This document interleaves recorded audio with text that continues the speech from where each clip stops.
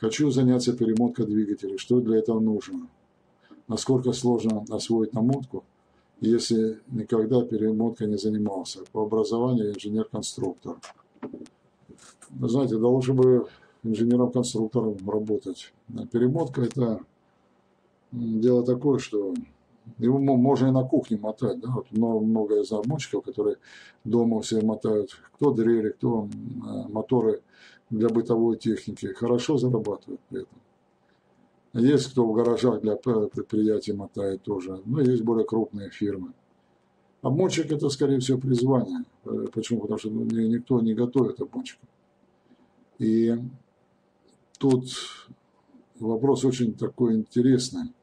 Потому что в любом регионе есть свои обмотчики. И даже учитывая то, что даже в Советском Союзе обмотчиков не готовили, да, они готовили, каждое предприятие готовило само для себя, а в основном это были самоучки. Вот, и это передавалось, как вот былины, да, из уст в уста, так это из рук в руки передавалось. Но некоторые просто садились и сами пытались разбираться. Потом путей много, но прежде чем заниматься славянкой, необходимо научиться мотать обычный двигатель.